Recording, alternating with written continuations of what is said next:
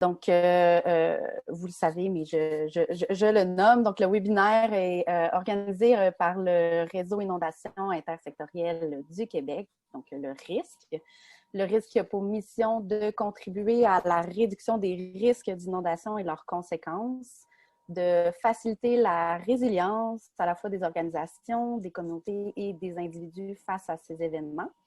Puis le risque souhaite aussi favoriser les maillages entre la société civile, les divers intervenants et intervenantes, les divers chercheurs et chercheuses aussi, les ministères, donc dans des actions conjuguées, là, donc cette approche transdisciplinaire et intersectorielle qui est importante au sein du risque. Et puis le webinaire s'inscrit justement dans cette approche, dans cette approche-là.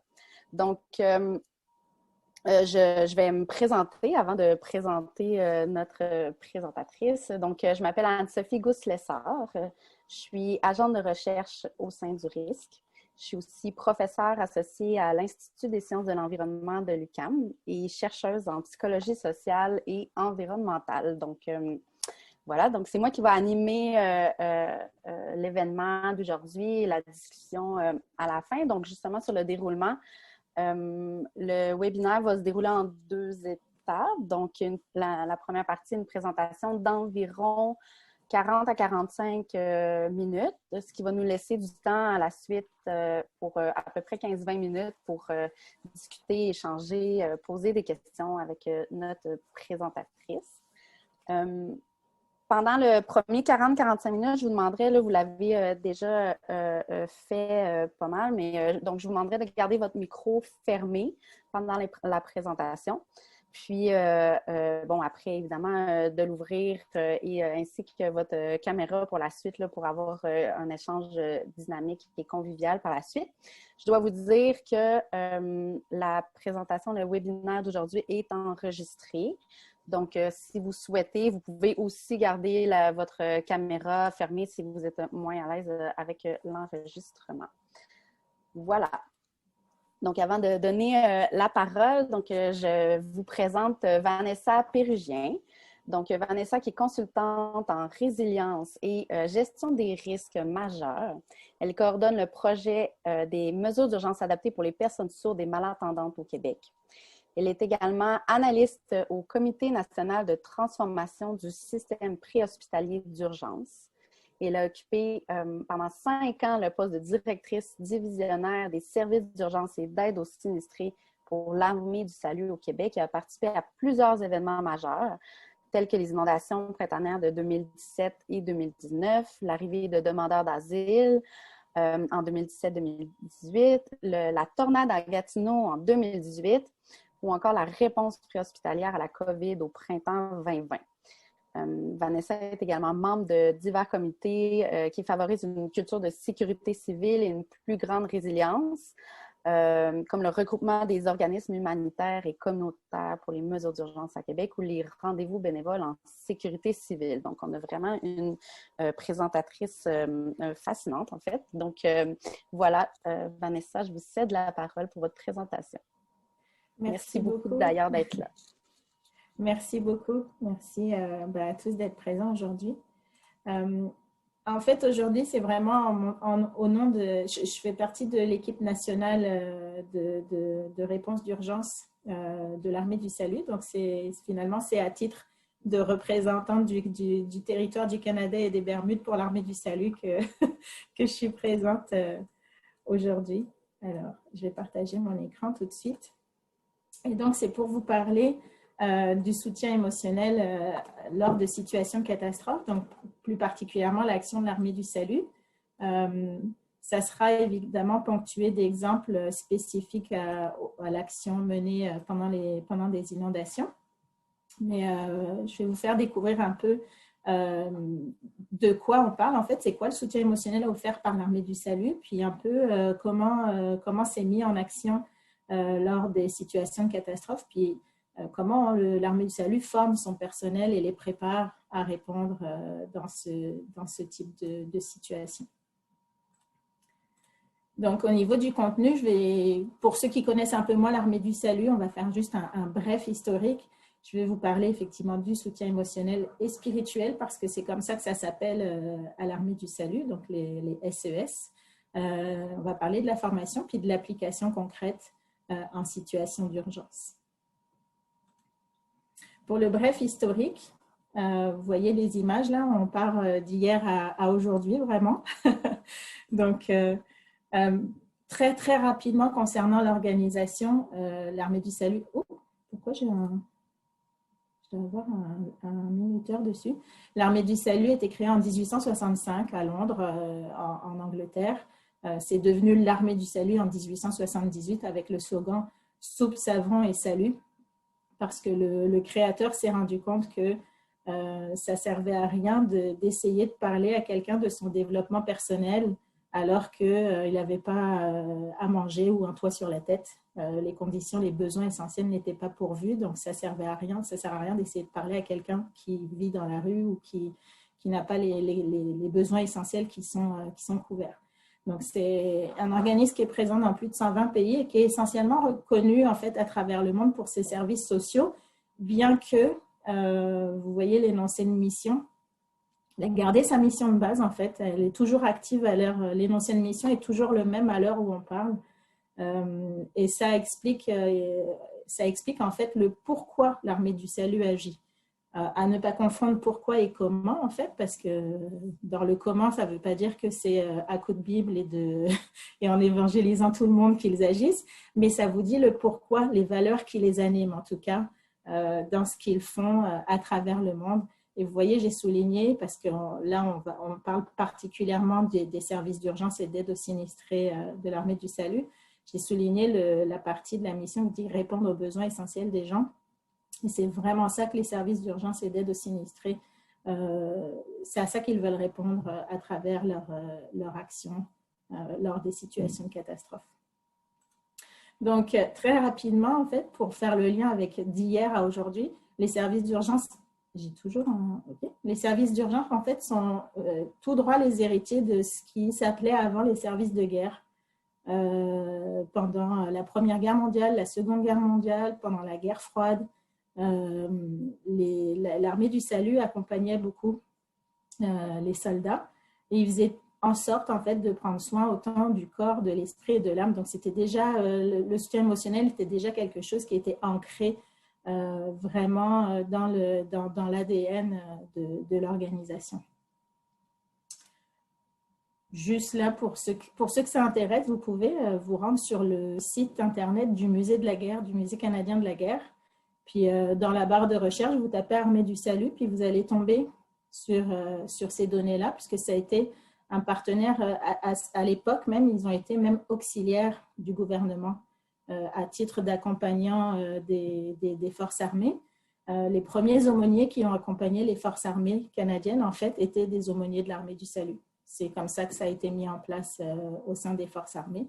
C'était des aumôniers de l'Armée du Salut, puis ils géraient...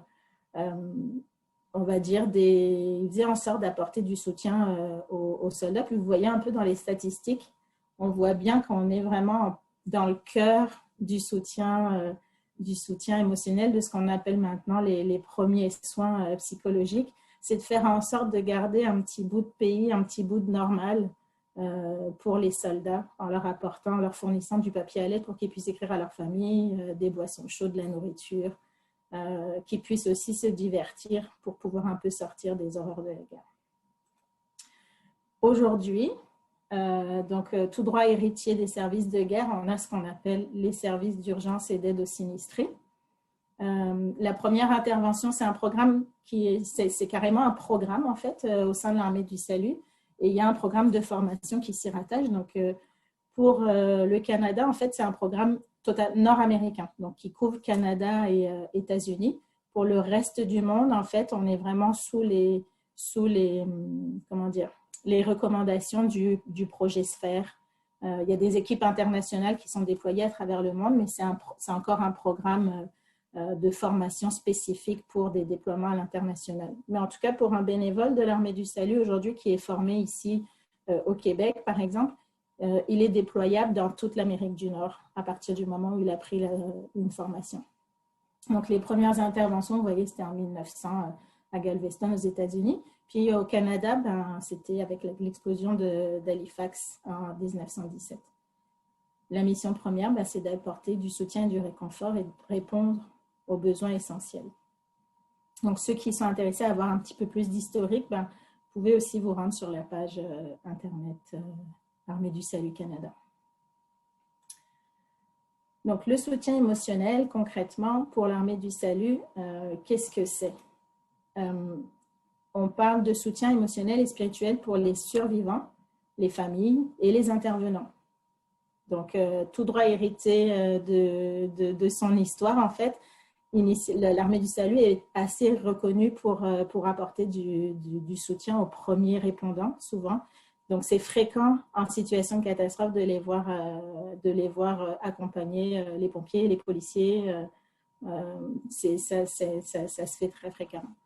Donc, on a du personnel qui est formé en premiers soins psychologiques sur la base des premiers soins psychologiques et en gestion du stress lié à un incident critique. Donc, c'est 2 programmes de formation dont je vous parlerai tout à l'heure. Et c'est sans prosélytisme.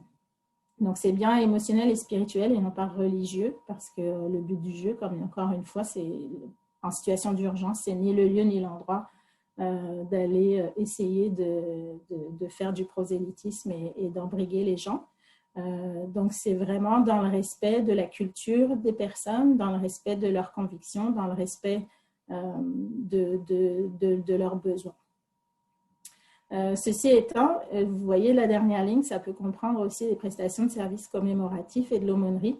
Moins au Canada, mais ça se fait beaucoup aux États-Unis, où l'Armée du Salut, on demande les services, la FIMA, et demande à l'Armée du Salut d'organiser ces services-là. Donc, ça arrive aussi en Alberta et en Colombie-Britannique, par exemple, mais un peu moins dans le reste du Canada. Pour les composantes, en fait, il y a comme 4 composantes, puis ça répond à des degrés de formation différents, des formations de base jusqu'à des formations plus avancées, même certaines formations qui demandent carrément des formations universitaires, là, on s'entend. Donc, la base, en fait, pour tous les bénévoles de l'Armée du Salut, quelle que soit leur affectation, on va dire, quand ils sont en déploiement, même s'ils n'intègrent pas une équipe de soutien émotionnel, ils doivent tous avoir la formation de base d'introduction aux soins émotionnels. Puis ensuite, c'est des formations plus avancées en fonction de l'implication dans les équipes de soutien émotionnel. Donc, ça passe par la gestion de stress lié à un incident critique. Certains ont des formations pour accompagner les endeuillés. Et puis d'autres ont pris des formations universitaires vraiment avancées pour offrir des services d'aumônerie en situation de catastrophe. Puis on se titre, il y a ce qu'on appelle des chapelains, des aumôniers enregistrés, des aumôniers en situation de catastrophe qui sont enregistrés strictement à travers l'Amérique du Nord. Et tout ça, ça se fait en fait en termes d'application dans un continuum d'action. Donc, la manière dont ça s'applique, c'est d'être présent, d'écouter beaucoup. Comme on le dit toujours, on a 2 oreilles et une bouche, c'est pour écouter 2 fois plus qu'on ne parle. Donc, l'écoute est vraiment importante. Le toucher, en toute réserve gardée, bien sûr. Les paroles, donc de bien choisir les mots, de faire attention à ce qu'on dit. Comment on le dit, et puis les actions. Donc, vous allez le voir dans la partie, un petit peu plus tard, dans les soins émotionnels en action, comment ça se traduit. Donc, ça, c'est tout un ensemble. C'est important, ça, parce que c'est comme on sensibilise tous les membres des équipes à ce continuum-là. Ça leur permet aussi par rapport au puzzle que vous avez vu juste avant, en fait, de se situer aussi quand ils commencent à prendre les formations. Dès la première, c'est introduction au soutien émotionnel, c'est la base pour tout le monde. Ils se positionnent aussi sur, oui, je me sens à l'aise d'offrir les soins émotionnels et je veux prendre éventuellement des formations plus avancées, ou je me sens à l'aise juste avec ce volet-là, ou non, c'est pas trop mon truc, puis on le sait, il n'y a pas de personne est forcée à offrir le soin émotionnel, mais au moins ça nous permet un peu de bâtir des équipes robustes et puis de pouvoir évaluer qui peut être déployé, dans quelles circonstances. Donc tout ça, c'est important pour pouvoir prendre soin des personnes qu'on déploie justement. En termes de formation, donc, le programme de formation permet d'apprendre aux membres des équipes c'est quoi le trauma, c'est quoi le stress, les effets que ça peut avoir sur les individus. On leur parle des éléments de base des soins émotionnels et spirituels et de leur application. De la bonne attitude à adopter pour offrir les soins émotionnels et spirituels. Donc, je vous montrerai un exemple de modèle. Puis ça inclut la sensibilité à la culture, le respect des croyances et des convictions des personnes. On leur parle aussi de quand et comment référer, parce que c'est important de se rappeler que on a beau avoir des formations pour apporter du soutien émotionnel, n'empêche que l'Armée du Salut, ces équipes ne sont pas des professionnels de la santé. Donc, le but dans tout ça, c'est de travailler en collaboration, d'apprendre à repérer pour pouvoir référer aux professionnels de la santé quand on voit que avoir un temps d'écoute, ça ne suffit pas là, et qu'une personne éventuellement aurait des propos suicidaires ou serait vraiment dans un état de stress tellement dépassé qu'on sent qu'une écoute, une conversation, ça ne suffit pas. Bon, ben, c'est aussi de pouvoir repérer certaines situations spécifiques.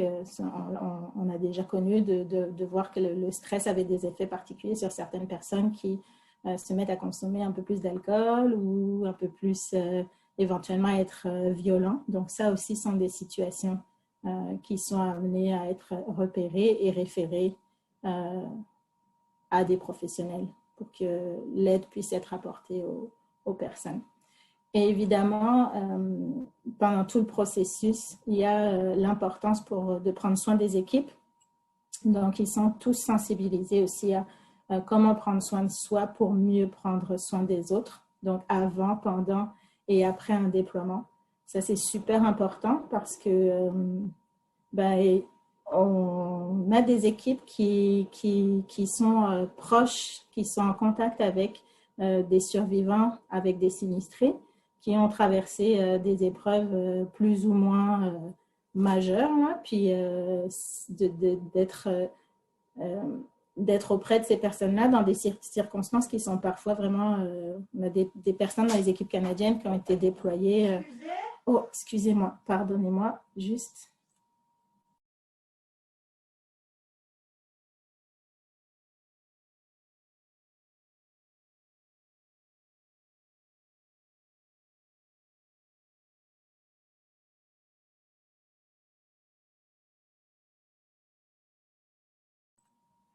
Excusez-moi pour l'interruption.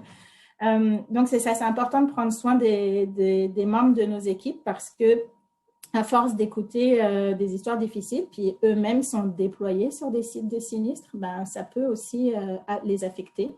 Donc, c'est important de pouvoir prendre soin d'eux avant, pendant et après les événements.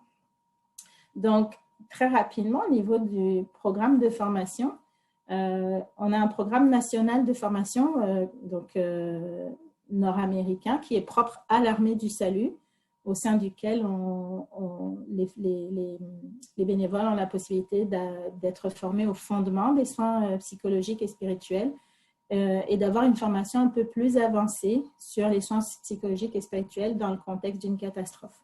Donc, ça repose quand même, vous voyez deux références en dessous du Psychological First Aid et l'autre, c'est moins visible, mais c'est le guide de l'OMS sur les premiers secours en situation de catastrophe. Donc, c'est basé sur ces principes-là. On va voir un petit peu après de quoi il retourne.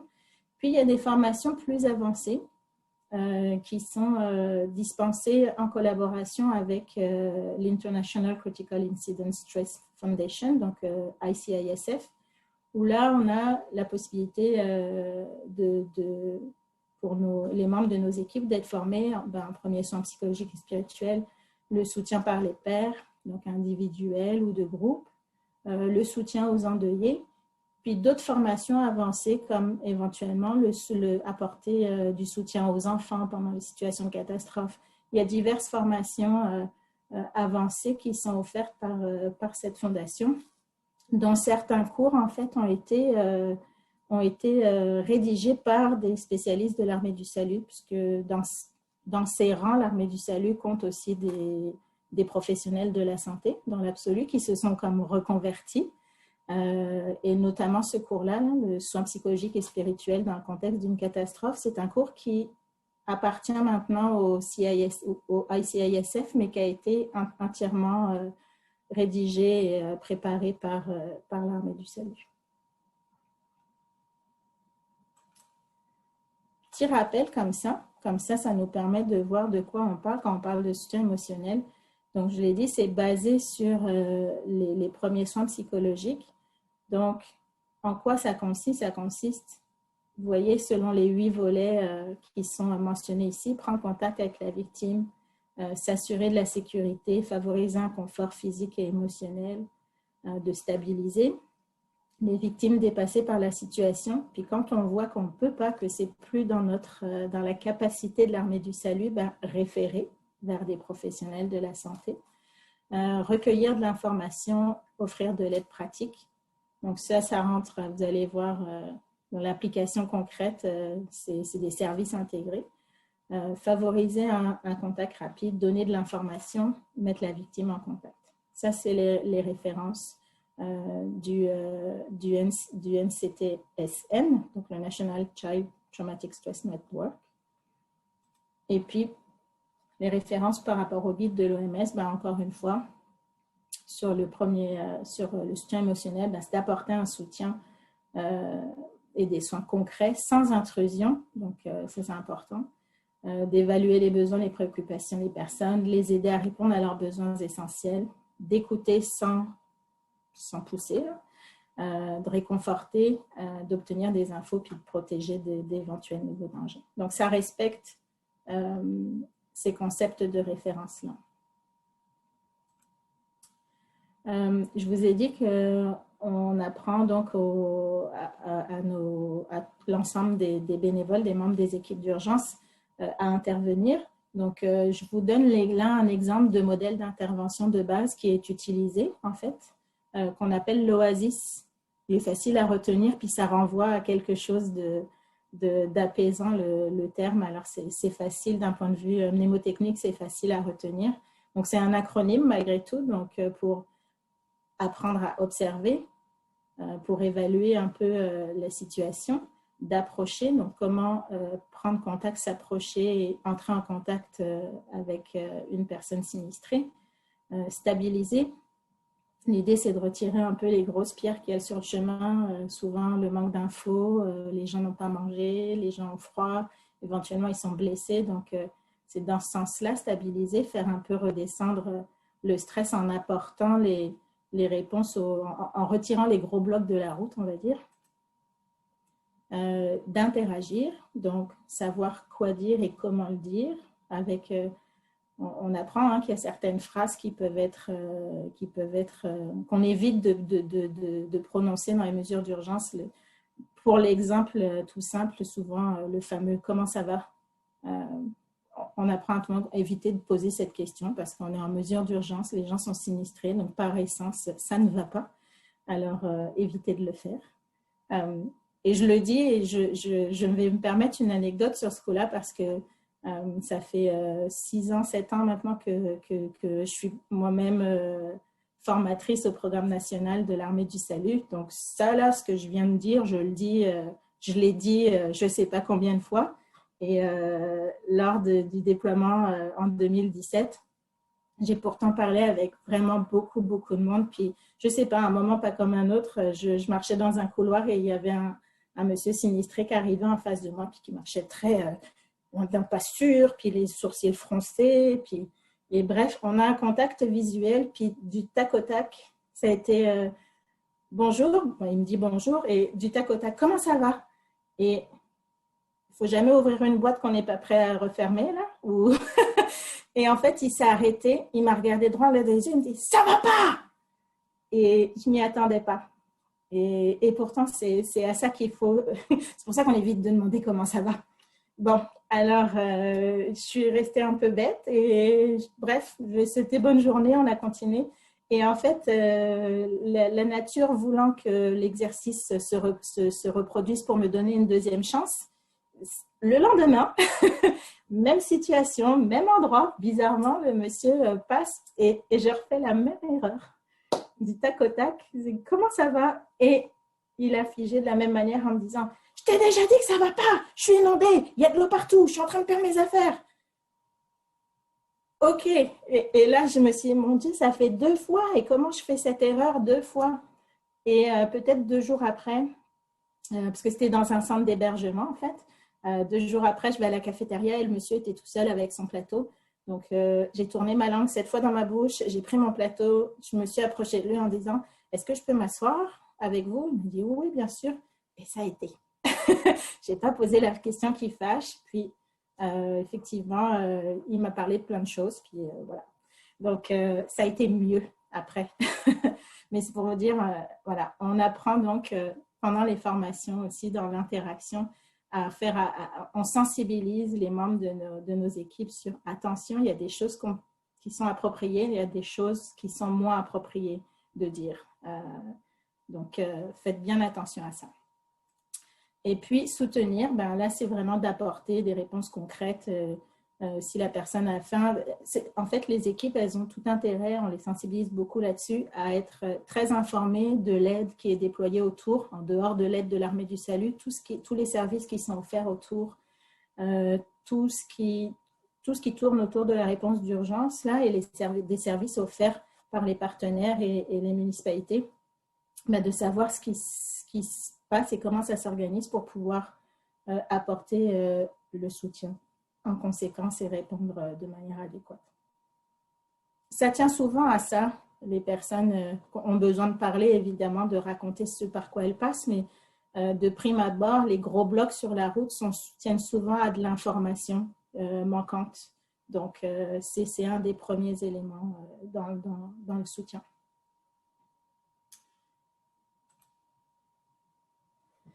Concrètement, quand on les met en application, les soins émotionnels et spirituels, ben, ça se fait de manière intégrée.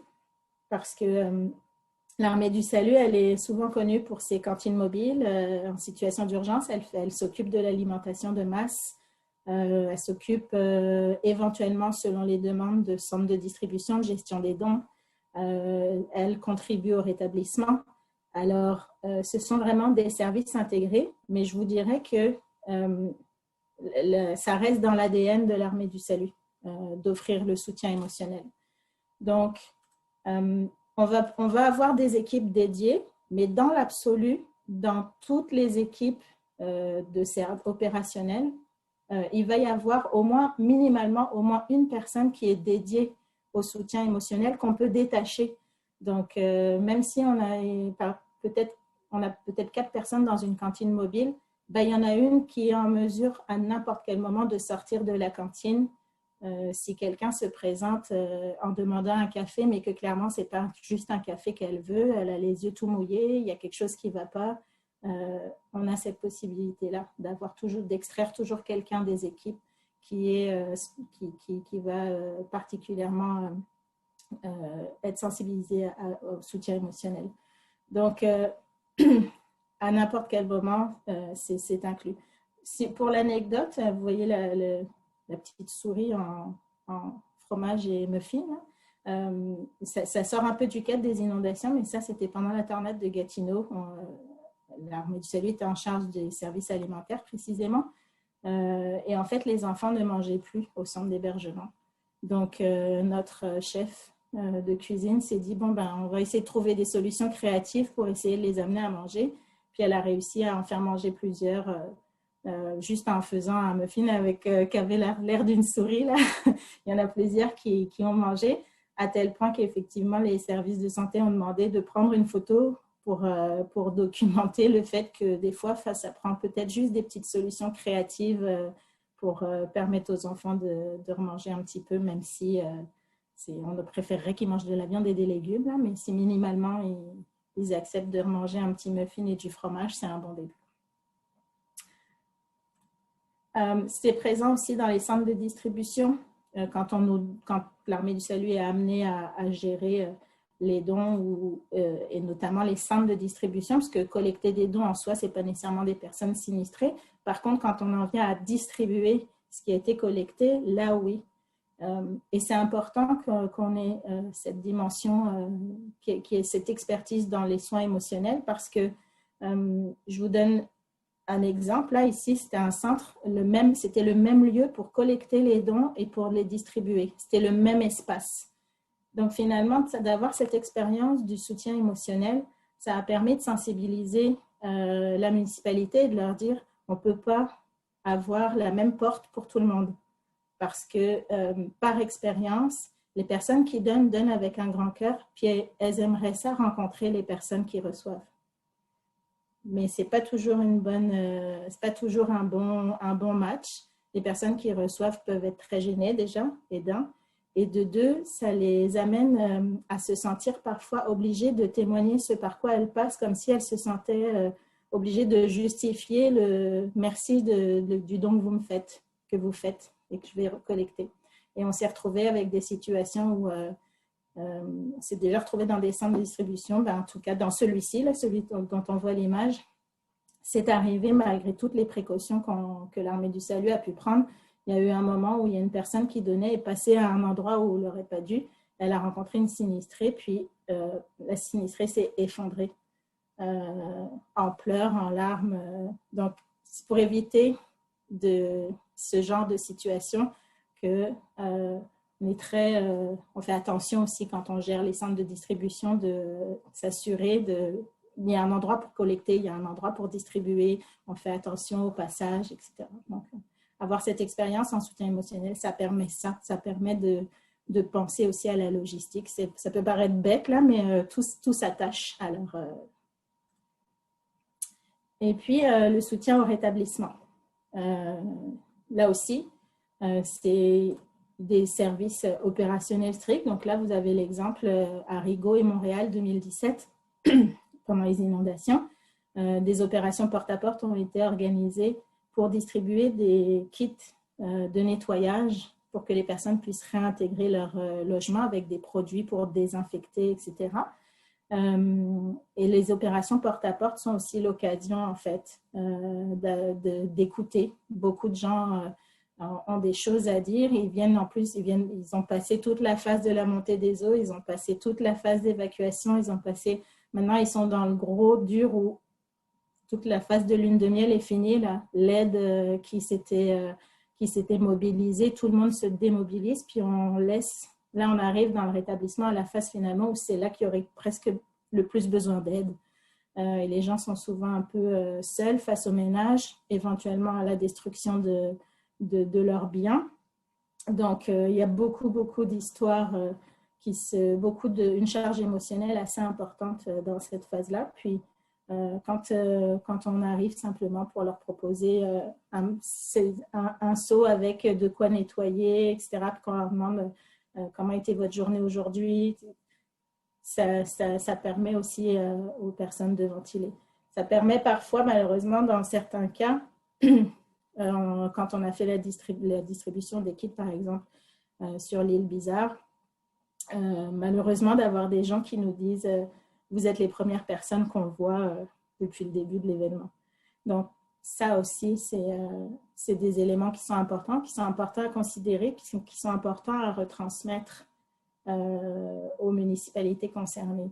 Parce que, pas pour leur dire vous n'avez pas fait ou quoi que ce soit, mais juste les sensibiliser. Il y a des gens là qui n'ont pas vu l'ombre d'une personne de la ville ou d'une aide depuis le début de l'événement, puis ça peut avoir un impact assez important.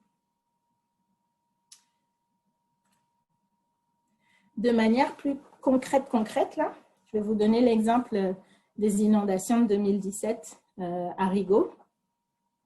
Donc, l'Armée du Salut était sur place, a été déployée du 5 au 29 mai. C'est un long déploiement. On a vu pire, malheureusement, en 2019. Ça a été encore plus long. Mais déjà, là, c'est des longs déploiements là, quand on parle de près de 3 semaines. Donc, la municipalité a mandaté l'Armée du Salut pour faire du soutien aux évacuations. Donc, c'était, vous voyez les photos, là, on a finalement les membres des équipes de soutien émotionnel qui embarquaient sur les bateaux, qui embarquaient dans les chars de l'armée, des forces armées, pour participer et apporter un soutien pour les personnes évacuées ou aider même parfois simplement à convaincre une personne à évacuer.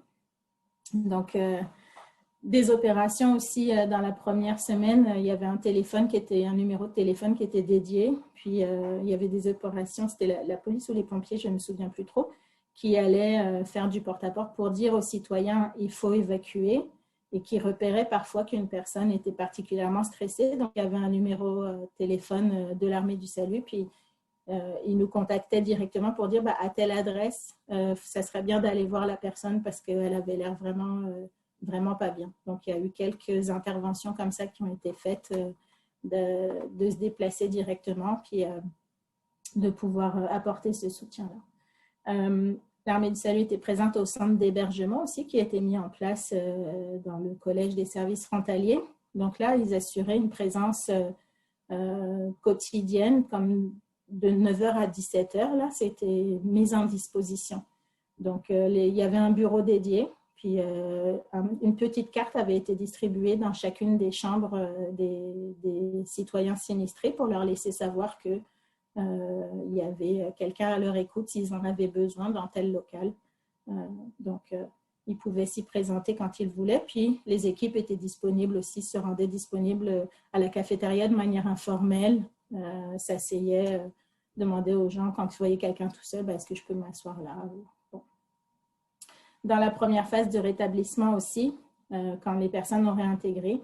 Donc, c'est là qu'on a distribué les kits de réintégration, les kits de nettoyage après sinistre. Une demande avait été faite aussi pour avoir quelqu'un à l'hôtel de ville pour le personnel, pour les employés qui trouvaient un peu difficile d'entendre les histoires toute la journée, les personnes qui ventilaient finalement dans les bureaux des personnes en charge de l'urbanisme. Eric, c'est mieux que moi, de quelle personne on parlait.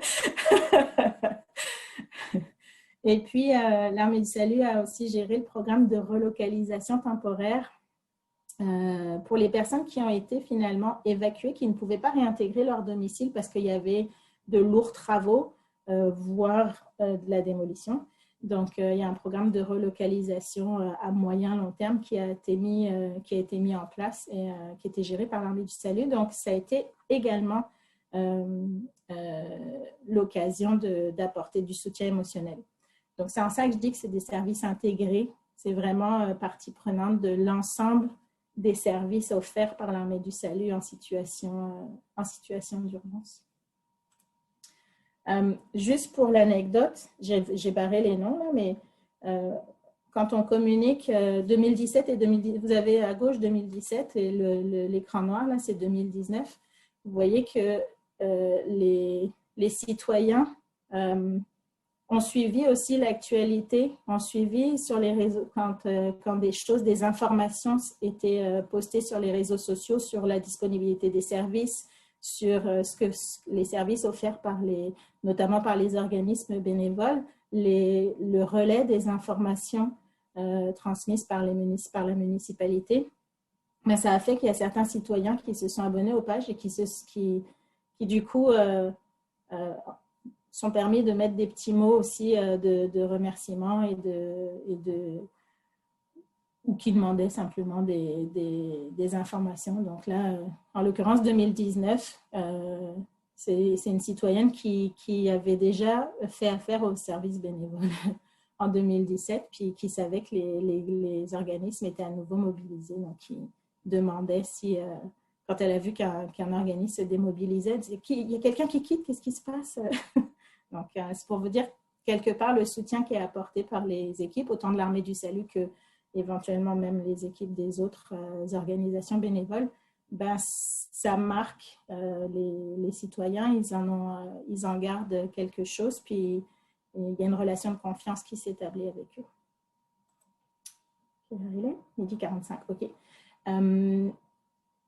Dans les autres exemples, lors des inondations, ben, des équipes ont été mobilisées aussi à Ottawa en mai 2019 pour apporter de l'écoute, du soutien, des visites de courtoisie qui étaient organisées pour s'assurer que les sinistrés non évacués n'avaient pas de besoin, enfin, pour vérifier les besoins des sinistrés non évacués, puis aussi également un petit espace dédié qui était mis à disposition pour pouvoir avoir de la confidentialité pour l'écoute.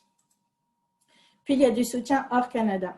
Je le mets ici parce que ce sont des équipes canadiennes qui sont déployées aux États-Unis. C'est dans le cadre d'ouragans, mais je me suis permis de le mettre parce que oui, il y a de la destruction de maisons, mais c'était des grosses inondations pour le coup provoquées par un ouragan. Donc, je voulais rester quand même dans le fait qu'on est sur des inondations. Mais c'est ça, pour vous dire, il y a aussi du soutien qui est apporté par les équipes canadiennes en dehors. Puis là, on s'entend qu'on parle d'événements vraiment, des gros événements. Donc, vous voyez, le nombre de personnes, c'est plus de 7000 personnes, plus de 20 000 personnes. Puis là, comme je vous l'ai dit, aux États-Unis, l'Armée du Salut se voit aussi mandatée pour organiser des services de culte parce qu'il y a un besoin certainement plus marqué aussi pour la population. Donc, vous voyez, c'est sans dénomination, là, il n'y a pas de bannière particulière, donc c'est multi... je sais pas comment, je ne veux pas dire multi-fois, là, mais je ne sais plus comment ça regroupe l'ensemble des convictions. Il n'y a pas de... C'est neutre, on va dire. Ça reste des services spirituels, mais neutres, au moins. Et puis, l'élément important, c'est le soutien aux équipes. Comme je vous l'ai dit, on apporte du soutien aux survivants, soutien aux sinistrés, soutien aux premiers répondants, éventuellement aussi. Mais c'est important aussi dans l'ensemble des services du soutien aux sinistrés, du soutien émotionnel, pardon, d'apporter du soutien à nos équipes qui offrent le soutien. Donc, et de prendre soin d'eux. Donc, c'est des services intégrés également pour les bénévoles et le personnel. Il y a du soutien aux bénévoles, il y a du soutien aux officiers de l'Armée du Salut. Les officiers, en fait, ce sont des membres du culte, sont des pasteurs pour la plupart. Donc, eux, ils ont aussi des besoins spirituels qui sont autres. Alors, c'est de le considérer ça aussi. Comme j'ai dit, on déploie les bénévoles et le personnel en fonction du type d'événement et des besoins. Tout le monde n'a pas nécessairement la même formation. On prend en considération aussi quand on le sait, par exemple, que certains, il y a des événements sur lesquels ça ne sert à rien de les déployer sur ce type d'événement-là. Je vous donne un exemple bête.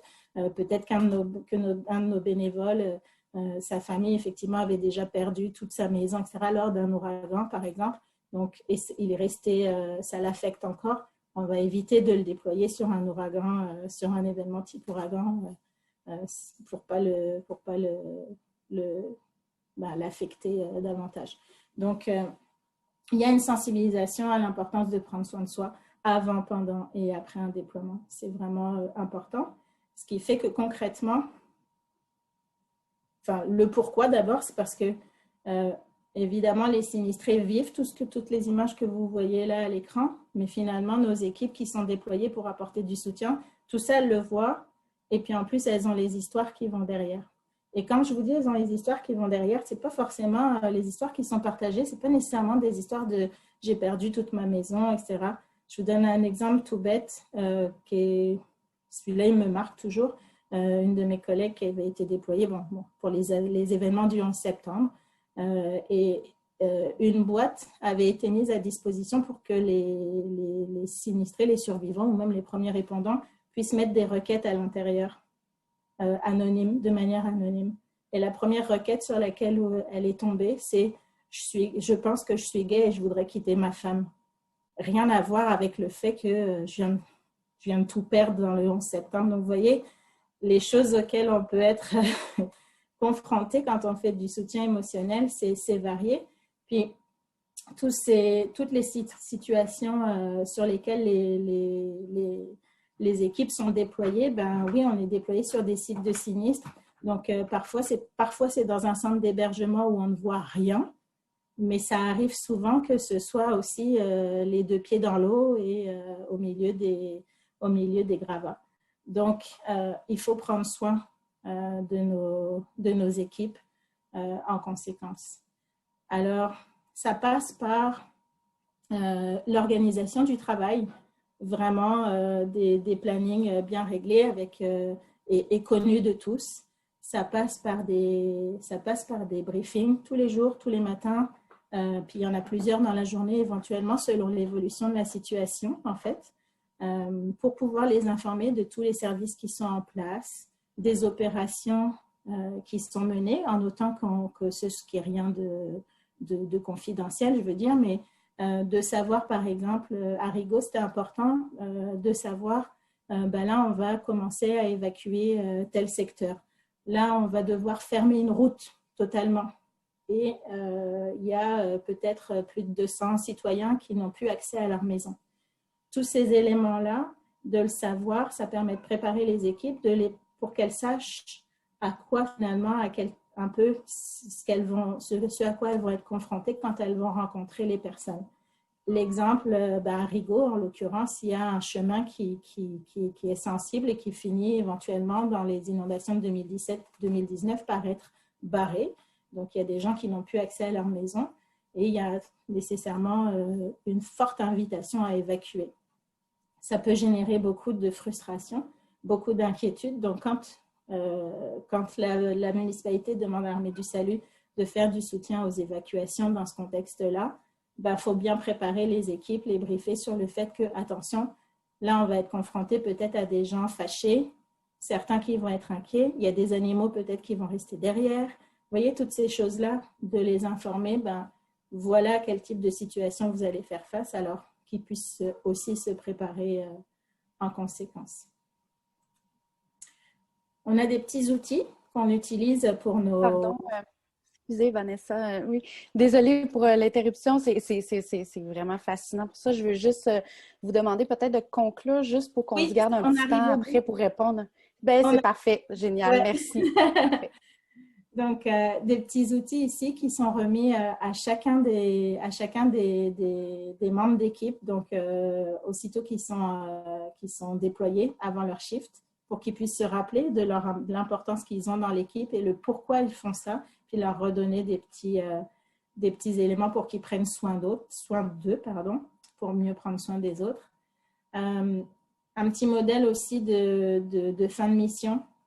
Il y a toujours, quand les bénévoles sont, les équipes, le personnel sont démobilisés, il y a toujours un petit débrief qui est fait avec eux.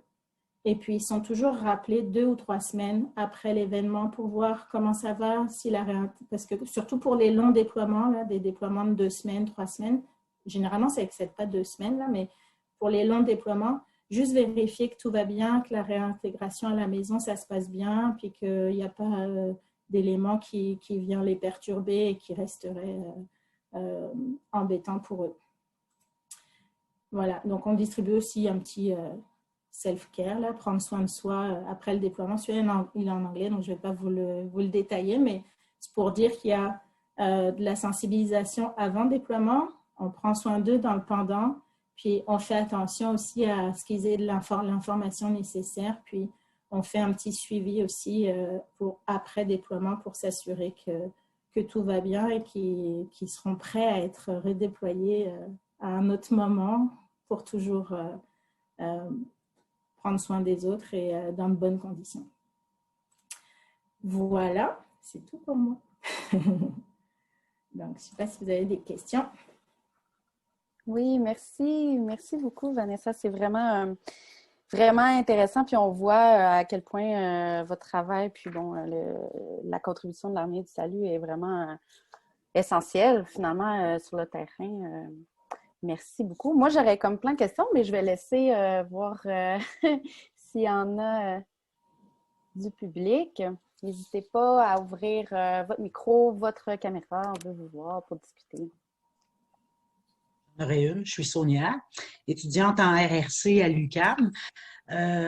J'aimerais savoir, Vanessa, quelle est la différence entre l'Armée du Salut et la Croix-Rouge? On n'offre pas les mêmes services du tout, du tout. L'armée du la Croix-Rouge, son mandat premier, en fait, je parle du mandat au Canada, là, parce que selon les pays, ça peut changer, mais je veux dire, son mandat premier au Canada, c'est l'accueil, l'enregistrement et les centres d'hébergement. Ça, c'est le mandat premier de la Croix-Rouge. Dans l'absolu, l'hébergement, c'est quelque chose qui est dans l'expertise de l'Armée du Salut parce qu'ils gèrent des refuges, mais c'est vraiment pas en situation d'urgence, c'est vraiment pas le service qui est... Il faut vraiment qu'on nous le demande parce que la Croix-Rouge ne pourrait pas le faire, là. Et sinon, non. L'Armée du Salut va vraiment s'occuper des services alimentaires de masse, éventuellement le soutien au rétablissement en fonction, là, distribuer des kits de nettoyage, de réintégration, d'aider un peu au nettoyage éventuellement. Mais c'est plus ça. Et les centres de distribution selon ce qu'on va confier. Donc, les deux peuvent être sur un même site en même temps. Les deux sont sur des mêmes sites en même temps. Absolument. Okay. Est-ce qu'il faut s'inscrire en tant que municipalité auprès de vous pour faire appel à vous? Est-ce que la mission service aux sinistrés doit vous interpeller bien en amont? C'est sûr que c'est toujours mieux de faire connaissance avant que d'échanger des cartes de visite pendant. Ça reste toujours vrai en tout temps. Donc, c'est certain que s'il y a des ententes qui peuvent être faites en amont, une prise de contact en amont et éventuellement une entente de service qui se fait en amont, oui.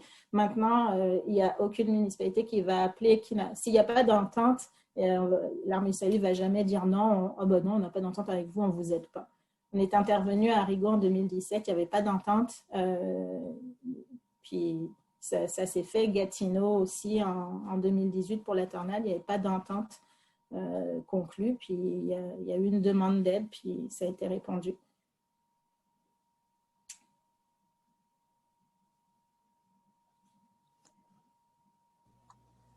Je vois un commentaire là, de Eric là, qui dit que c'est nécessaire finalement que plusieurs organismes bénévoles soient là sur le terrain parce que l'aide, sinon, ne serait pas suffisante, puis il y a un besoin. Absolument.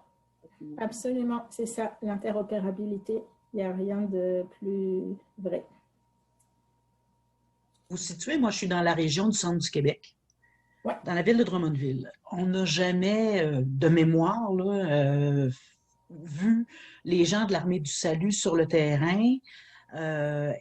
Est-ce que c'est parce que, on n'en a pas eu besoin, puis heureusement, c'est parce qu'on avait assez de bénévoles localement, ou c'est pas connu, ou il y a des degrés aussi de sinistres où vous ne sortez pas. Je veux dire, quand on n'a pas besoin, on n'a pas besoin. Mais est-ce qu'il y a un moment donné où vous dites non, c'est trop petit, organisez-vous? Non, ça dépend des municipalités. Puis aussi, en fait, il y a le peu connu, l'option peu connue, c'est le problème au Québec. Ailleurs au Canada, les services de l'Armée du Salut sont plus répandus. Il faut dire aussi, comme je vous l'ai dit, il y a un élément culturel aussi et historique qui fait que certainement ça fait peur. L'Armée du Salut a gardé sa mission chrétienne, je l'ai dit. Ça reste dans son ADN. Ils ne s'excuseront pas pour ça, très honnêtement. Mais et la religion au Québec, c'est vraiment un sujet sensible. Alors, même si, je pense qu'Éric pourra en témoigner, jamais, jamais, jamais de la vie, l'Armée du Salut n'a agi de manière inappropriée ou a tenté vraiment de dire, vous voulez un chocolat chaud, mais êtes-vous chrétien? Ou, tu sais, il n'y a pas d'échange malveillant. Il n'y a pas ce genre de choses. Il y a les services sociaux, c'est les services sociaux. Les services d'aide aux sinistrés sont très clairs. Les églises gérées par l'Armée du Salut, puis les services religieux qui s'y rattachent, c'est dans les églises que ça se passe. en dehors, là, dans les services sociaux, puis les services d'aide aux sinistrés, ben, c'est on va dire, la mission en action. C'est le pourquoi, ce qui anime l'Armée du Salut, c'est sa mission. Maintenant, le comment ils le font, c'est un autre. Mais c'est difficile au Québec. Il y a une cicatrice qui reste profonde et marquée avec la religion, puis ça fait peur. Alors, il faut passer cette barrière-là. Il y a quelques municipalités qui l'ont passé, puis on est bien content qu'ils l'aient fait. Puis il y a un travail, faut le dire, les services d'urgence et d'aide aux sinistrés étaient moins développés au Québec aussi. Donc, c'est un travail à faire et à poursuivre tout simplement. Il y avait une main aussi, Eric, je crois. Oui, c'est ça. On m'a permis de faire un mute. Je ne prendrai pas trop de temps. En fait, la culture, elle va dans les deux côtés. C'est-à-dire, les organismes bénévoles en sécurité civile doivent faire des efforts pour être davantage connus.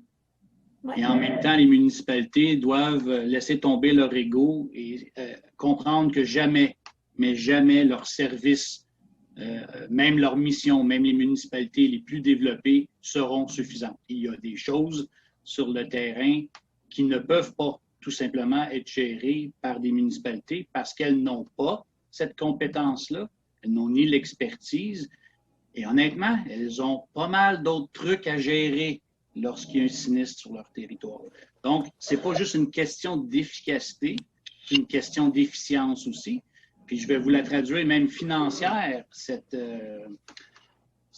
efficience-là. Essayez simplement de penser combien ça coûterait à une municipalité d'avoir accès aux ressources que disposent les organismes bénévoles en sécurité civile versus le fait que quand il y a un sinistre avec le programme d'aide financière, bien, il y a un remboursement sur les frais. Donc, l'organisme facture la municipalité, l'organisme reçoit 100 pour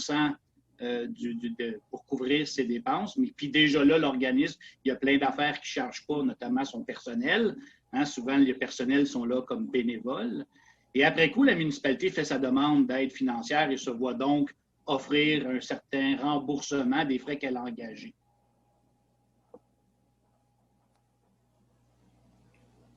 Quel est le financement de l'Armée du Salut? Il y a beaucoup de bénévolat, il y a beaucoup de dons, mais j'ai vu tantôt qu'il y avait aussi des camions, des popotes roulantes.